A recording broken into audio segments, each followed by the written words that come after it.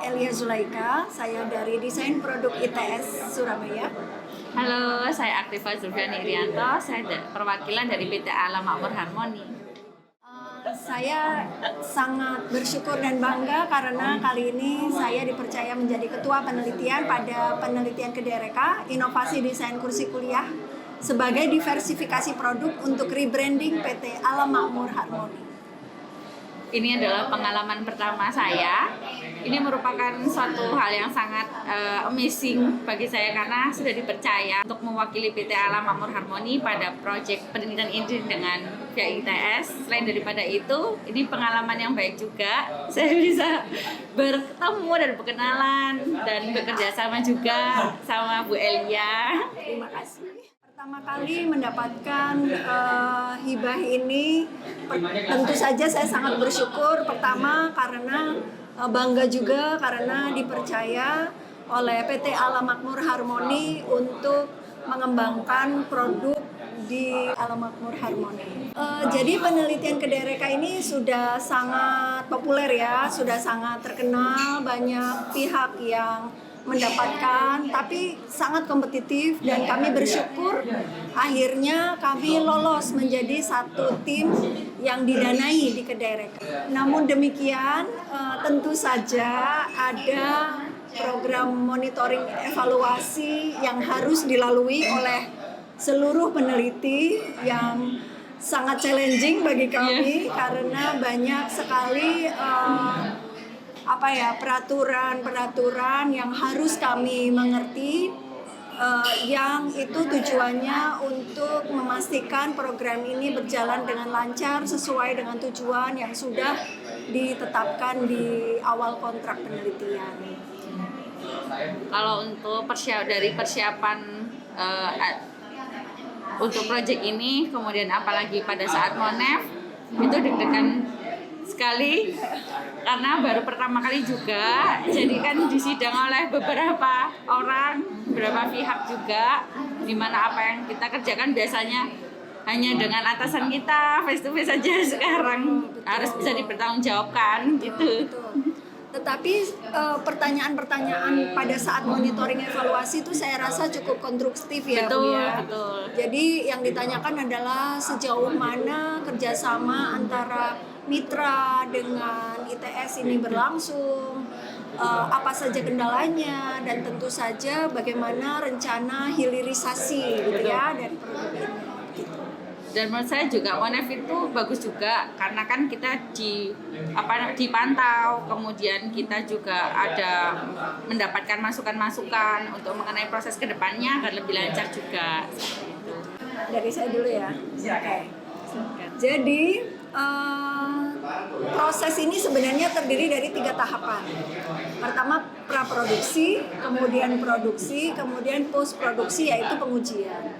Pada saat tahap praproduksi ini masih standar ya, seperti yang sering dilakukan oleh tim ITS. Di situ kami mencoba memahami kebutuhan dari user, dari berbagai user, baik itu di sekolah-sekolah maupun di perguruan tinggi desain atau perguruan tinggi non-desain. Oh ya, by the way, yang kita kembangkan ini adalah kursi kuliah yang sejak tahun 2000, udah lebih dari 20 tahun itu legend ya desainnya ya. Nah, kemudian kita mencoba untuk mengembangkan satu varian baru gitu. Pada tahap awal analisis ergonomi, analisis kebutuhan, analisis perilaku saya rasa berjalan mulus. Mulai muncul permasalahan ketika masa-masa mewujudkan sketsa-sketsa ke prototyping. Karena ada banyak hal di dunia industri yang baru diketahui oleh pihak kami ya, oleh ITS. Karena antara lain ketika kami datang di pabrik, kemudian bekerja sama dengan dengan PT Alam Makmur Harmoni, kami baru tahu bahwa ada constraint terkait dengan panjang material, terkait dengan titik las yang semuanya itu mempengaruhi biaya. mempengaruhi HPP. efisiensi, mempengaruhi HPP. Sementara di kami itu sebelumnya prioritas kami adalah perilaku user, ergonomi, gitu kan. Nah, ternyata ada adjustment di mana kita harus membuat prioritas di antara itu semua. Ada trade off. Ini kita mau berat di mana nih? Kalau kita mau berat di ergonomi, ada banyak wasted material. Betul. Bahkan ketika kita harus menentukan kekuatan, tentunya kita semua berpikir, oh ini harus yang paling kuat. Tetapi ketika over ya, maksudnya kekuatan yang kita berikan terlalu banyak titik las, itu juga tidak efisien. Sehingga kita perlu mencari titik equilibriumnya itu di mana gitu ya. Nah, Pasti. ini Challenging. cukup challenging. Revisi-revisi desain itu kita lakukan. Pada awalnya kita punya 12 desain yang itu diprototipkan, kemudian diperas lagi jadi 4, diperas lagi jadi 1. Yang 1 itu pun mengalami 10 kali revisi. Iya. Sampai kemudian menjadi produk yang sekarang dipamerkan. Jadi itu sih dari sisi kami, challenging momennya di situ. Itu jadi tolak ukur baru bagi kita. Ternyata untuk menciptakan satu produk yang baru itu tidak hanya dari selain dari kebutuhan pasar tentunya, tetapi lebih spesifik lagi, yaitu dari sisi ergonominya, kemudian bagaimana ini tuh bisa diterima untuk pasar tertentu, karena kan saat ini adalah desain kursi kuliah namun untuk fakultas desain, jadi kan lebih spesifik gitu, seperti itu. Itu jadi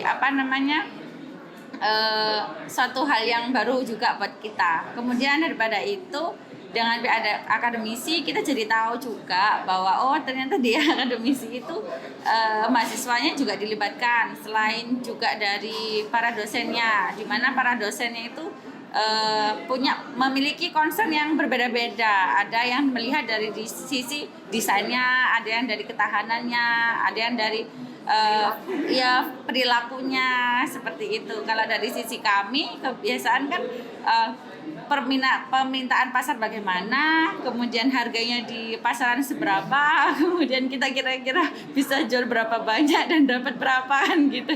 Kemudian dari bahan kita bisa efisiensi sampai bagaimana untuk bisa, ya pasti kan namanya usaha butuh profit gitu, kemudian penerimaan pasar gitu. Jadi ya semakin banyak tolok ukur dan pembelajaran juga bagi saya, seperti itu. Ya, terima kasih untuk para mahasiswa yang terlibat di sini. Untuk magang ada 5. Ada Amelia Putri, ada Ranisa, Sabrina, terus ada Rizko Hamama, dan ada Awaludin. Mereka semua sejak awal sampai saat ini menunjukkan kinerja yang baik, luar biasa kalau menurut saya. Bahkan mereka bekerja di bengkel, di tempat produksi itu sampai malam-malam. Jarang mereka pulang jam 5. Biasanya karena kalau di desain produk di ITS itu mahasiswa baru rame itu habis maghrib, jadinya mereka tuh sampai habis maghrib gitu masih kerja terus, terutama pada saat kita push prototype itu harus segera jadi gitu. Itu pun masih molor ya 2 minggu karena mereka bikin sendiri prototipenya, muter sendiri dengan segenap keterbatasan pengetahuan tentang material. Akhirnya mereka bisa lakukan kesalahan-kesalahan itu, ya biasa lah, namanya juga belajar ya, pasti ada. Amazing. Terima kasih buat Pak Cahyo, kepala pabrik karena kita koordinasi sampai malam-malam, karena kan ada harus banyak Pak. Kebetulan alhamdulillah kita juga lagi banyak orderan, jadi waktunya itu untuk ngatur waktunya dan juga tenaga kerjanya itu kita diskusi, apalagi pada saat sudah jadi kursinya, oh ini kuat, ini bagus, ini oh ternyata desainnya kurang fleksibel, jadi harus revisi lagi itu. Padahal sudah pas nih gitu, ternyata oh ada cantolannya. Iya, ada cantolannya, ada apa kok, ada revisi, beberapa revisi itu. Tapi keren banget karena cepet, ngerjainnya cepat. Terus Pak Daniel, terima kasih juga untuk bantu pantau temani Pak Cahyo untuk siapkan bahan-bahannya di waktu yang ya agak-agak drama ya, karena kan tiba-tiba jadwalnya maju nih kayak gitu. Kemudian terima kasih untuk Bu Putri tentunya yang senantiasa bantu selama ini kemanapun kita berada. Jadi menyiapkan semua laporan, kemudian mengikuti semua pertemuan juga. Terima kasih untuk Bu Inung juga yang bantu kita untuk siapkan beberapa dokumen penting. Tahukah Anda bahwa kursi Anda itu sudah dilihat di cukup banyak provinsi di Indonesia? Oh, really? Selain Oh, pameran secara wow. offline, Yeah. juga dilakukan secara online. Oh, wow. Yes, yes, yes. Masukan. Terharu. Terima kasih. Terima kasih 59. Ini Jawa Timur ya, 59% ini. Oh, oke, Jawa. Oke. Wow, ya, ya, terima kasih. Yang jelas pengembangan produk kursi itu mungkin masih ya kan nggak ada puasnya ya. Artinya masih ada beberapa bentuk yang mungkin bisa diperbaiki lagi meskipun itu minor ya, mungkin kayak jaraknya gitu ya. Nah, tapi itu biasanya kalau di software itu kan ada versi 1.0, 1.1, 1.2 gitu ya. PR berikutnya itu memperbaiki beberapa ya improve desain berdasarkan masukan-masukan dari user setelah prototipe ini jadi, dan tentu saja menguatkan brandingnya ya, karena kalau produk baru kita perlu edukasi pasar, kita perlu ya banyak hal terkait dengan proses hilirisasi ini sih, saya rasa seperti itu. Produknya mungkin bisa lebih luas lagi, tidak hanya untuk mahasiswa desain, tapi mungkin untuk mahasiswa ekonomi atau fakultas lainnya mungkin gitu. Kemudian selain daripada itu masalah desainnya juga mungkin bisa di-adjust. Saya nggak tahu, tapi adjustnya bagian mananya karena itu bukan spesifik saya juga. Berdasarkan masukan dari pengguna mungkin. Betul, iya. Betul, dari pengguna kan setelah pameran pasti kan banyak yang lihat juga seperti itu sih. Harapannya ya bisa dimasalkan juga nanti terima pasar itu yang utama. Ya. Kami surprise juga, banyak yang nanya harga, banyak yang nanya belinya gimana gitu. Semoga itu pertanda baik sih. Amin, amin ya. Paling tidak ya setelah ini fakultas desain pakai kursi itu semua lah ya. Peneliti-peneliti muda, kesempatan berkolaborasi dengan mitra itu adalah kesempatan yang sangat berharga, karena disitulah kita mendapatkan pengetahuan tentang the real world, termasuk tidak hanya tentang logika produksi ya, hal-hal terkait efisiensi, tetapi managing komunikasi antara dua pihak ini juga menjadi pengalaman yang sangat berharga. Karena kalau sekali dua kali mungkin kita masih akan banyak adjustment ya, tetapi semakin lama saya rasa mungkin kita akan semakin mengerti bahwa ini loh industri itu culture-nya seperti ini, bagaimana kita bisa mengikuti culture tersebut. Dan meskipun banyak tantangan, saya rasa orang tidak akan menjadi lebih kuat, lebih berhasil jika tidak menghadapi tantangan yang sama menantangnya, tantangan yang menantang. Bagus sekali ke daerah ini, apalagi untuk peneliti-peneliti muda itu yang memiliki ide-ide yang aneh-aneh. Ya, sedangkan sebetulnya banyak sekali industri yang membutuhkan itu. Cuma mereka mungkin nggak ada koneksinya untuk menuju itu gitu. Saya rasa sih seperti itu. Jadi mungkin dengan adanya ini kita juga bisa lebih share ke semuanya bahwa memang kondisi ini meribetkan, tetapi pengalamannya jauh di luar itu.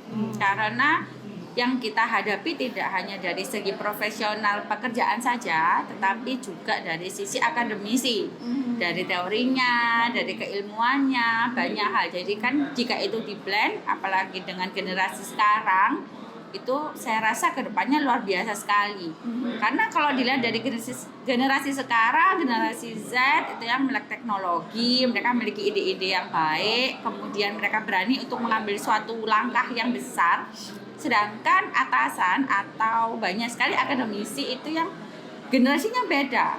Jadi jika berkolaborasi dan sama-sama membuka pintu, juga hati ya, itu jauh lebih baik, dan mungkin Indonesia bisa lebih bagus juga secara akademisi, kemudian dari sisi produksi, seperti itu sih. Satu kata lagi dari saya ya. Ya, terima kasih untuk PT Alam Makmur Harmoni atas kesempatannya berkolaborasi, karena yang telah dilakukan oleh PT Alam Makmur Harmoni ini tidak hanya memberikan kesempatan pada masyarakat untuk mencoba produk baru, tetapi lebih dari itu PT Alam Makmur Harmoni telah berkontribusi pada pendidikan desain, khususnya di desain produk ITS. Memberikan kesempatan kepada mahasiswa untuk mengetahui dunia industri, itu pengalaman yang sangat berharga bagi kami. Kami terima kasih banyak untuk itu. Terima kasih. Terima kasih Mbak Kifa.